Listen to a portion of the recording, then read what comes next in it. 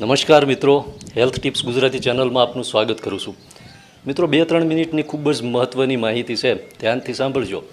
કેમ કે અત્યારે ચોમાસાની સિઝન ચાલુ છે અને એમાં અત્યારે વરસાદની છે એ ફૂલ આગાહી છે અને આવા સમયે આ વિડીયો ખૂબ જ ઉપયોગી સાબિત થાય એવો છે. કેમ કે અત્યારે મિત્રો જે નક્ષત્ર ચાલી રહ્યું છે, જે મઘા નક્ષત્ર છે, આપણા શાસ્ત્રની અંદર જે 27 નક્ષત્રો આપેલા છે અને એમાંનું એક એટલે મઘા નક્ષત્ર.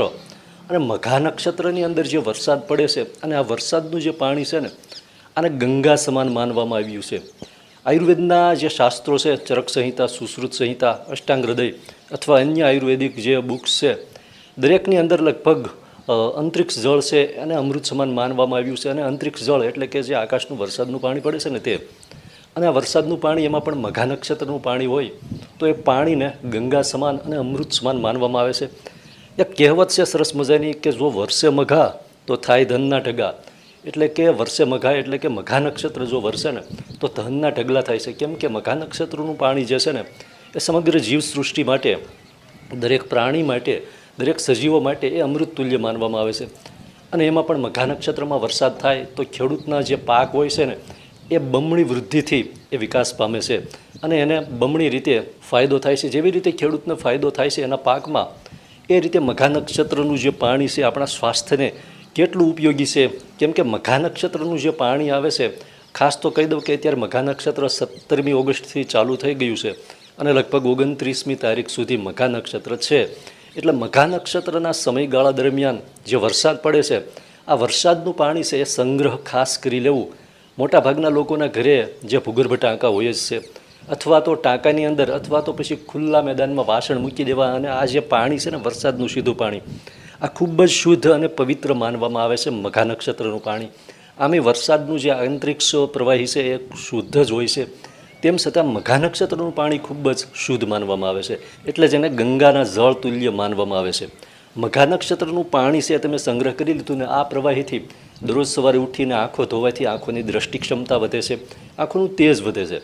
બીજું, મઘા નક્ષત્રનું પાણી છે નિયમિત પીવાથી મિત્રો પેટની સમસ્યાઓમાં ફાયદો થાય છે, પાચન શક્તિ છે એ સારી બને છે. એ સિવાય જે લોકોને કોઈ બીમારીની દવાઓ ચાલુ હોય તો આ દવાનું સેવન કરતા હોય તો મઘા નક્ષત્રનું પાણી છે એની સાથે સેવન કરવાથી વધારે ફાયદો થાય છે. એ સિવાય સૌથી મહત્ત્વનું કે મઘા નક્ષત્રનું પાણી છે એની અંદર રસોઈ બનાવવામાં આવે અને એ પણ જેમ કે ખીચડી જેવી રસોઈ છે જે દેશી ગાયના ઘી સાથે એને બનાવવામાં આવે તો એની મીઠાશ પણ વધે છે અને એ હેલ્થને પણ, સ્વાસ્થ્યની રીતે પણ ખૂબ જ ઉપયોગી સાબિત થાય છે. ખેડૂતોના મોલ છે એ પણ બમણી ગતિએ વધવા લાગે છે આ મઘા નક્ષત્રમાં જે વરસાદ થાય ને આ વરસાદના પાણીથી.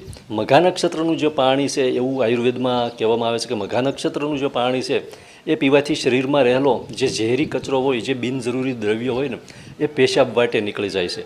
મઘા નક્ષત્રનું પાણી એટલું શુદ્ધ છે કે એની વાત ન પૂછો.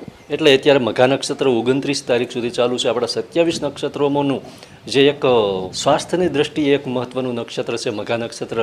અને આની અંદર આ જે 10 કે 12, 13 દિવસનો સમયગાળો છે એમાં 2-3 દિવસ તો જતા રહ્યા છે, એટલે 10 દિવસનો સમયગાળો. આ સમયગાળો જો વરસાદ આવે ને તો આ વરસાદનું પાણી છે બને તેટલું સંગ્રહ કરી લેવું. આ પાણી છે એ દૂષિત પણ થતું નથી મિત્રો.